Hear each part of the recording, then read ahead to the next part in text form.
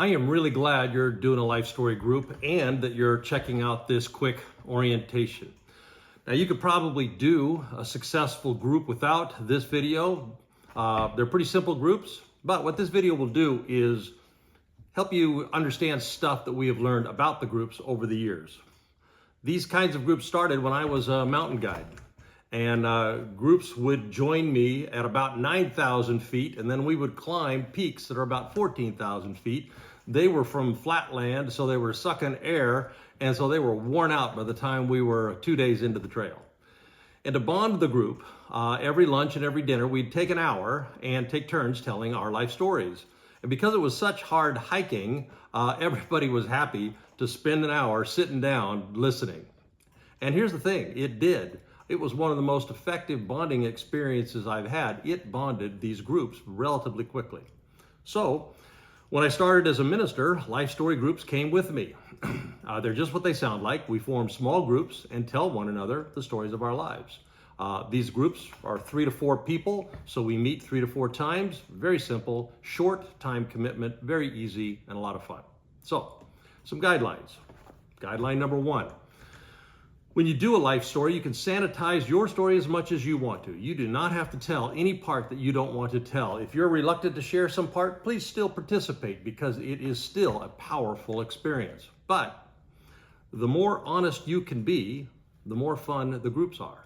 Consequently, if you are comfortable being transparent, maybe you could offer to go first. Because if you are honest with your story and then the sky doesn't fall down, the rest of the group will be more comfortable being honest as well. And again, more fun. More honest, more fun. Now, of course, practice good sense. Some parts of our lives need the safety of time and trust before we share it within relationship. This is a brand new group, and too much honesty, people may not be prepared for that much. But here's our experience. The line of what is too much is usually a lot further out than we expect it is. So you get to sanitize your story as much as you want. Maybe you should sanitize it just a little bit, but for the most part, the more honest we are, the more fun it is. Guideline number 2, confidentiality.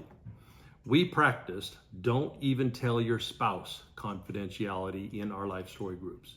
Actually, in all the groups where we practice transparency, confidentiality is the key because it is the key to authentic community. So if you don't think you can hold confidence, don't do a life story group. We do not talk about what we hear in our groups. Now, I say this every time we form groups. If I hear that somebody breaks confidence, we will be having a talk. Now, I have said that for years and years, and I have never had to have that talk.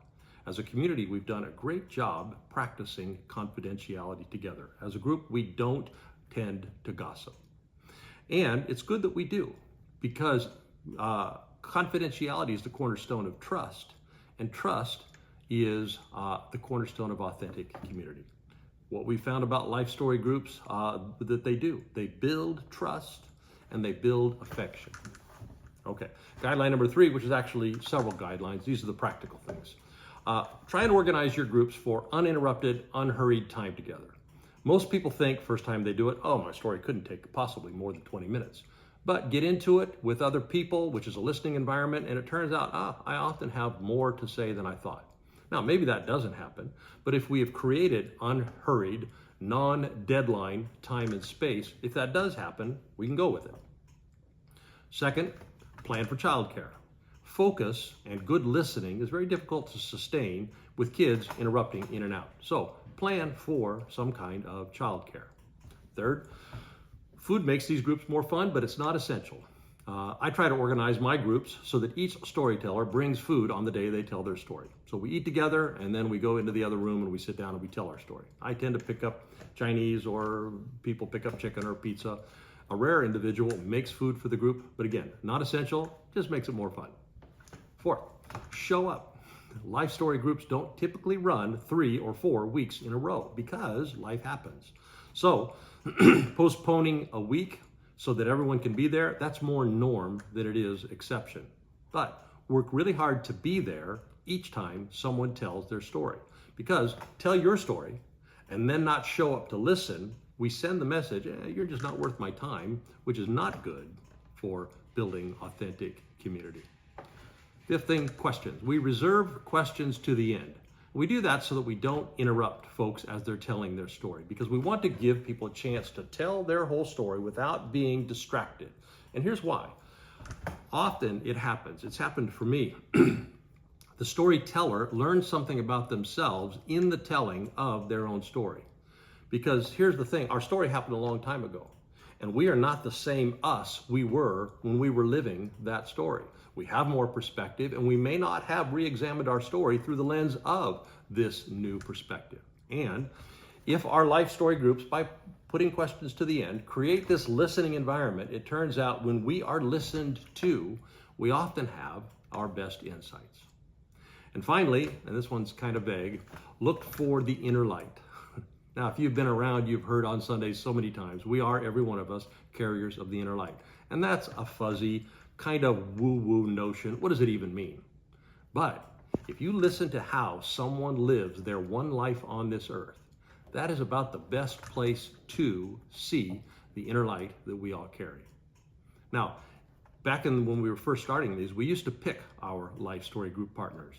But then we threw some groups together randomly, and what we found is that people are often surprised by the light in someone we had previously unconsciously assumed we wouldn't see. That happened to my wife. She was in a group with a woman who's super chatty, and Denise is a little bit introverted. So never intentionally, never consciously, she said she would not have chosen to be in a life story group with this woman if she had picked who she would be with. But circumstances, and then she was in a group with this person. And now, 25 years later, they are dear friends. They saw the light in one another. They have been through some of life's biggest challenges together. So I encourage you to look for the light in every one of us. Now, our experience has been, if you look, you do find. So the core mission of our community, build authentic spiritual community. Go deeper than being polite and nice to one another. Get comfortable enough with one another to show our shit to each other, or get on each other's nerves, and then still love one another after that. That kind of authentic community. I know that's a big ask in our society, but life story groups are one of the best ways that we have found to get there.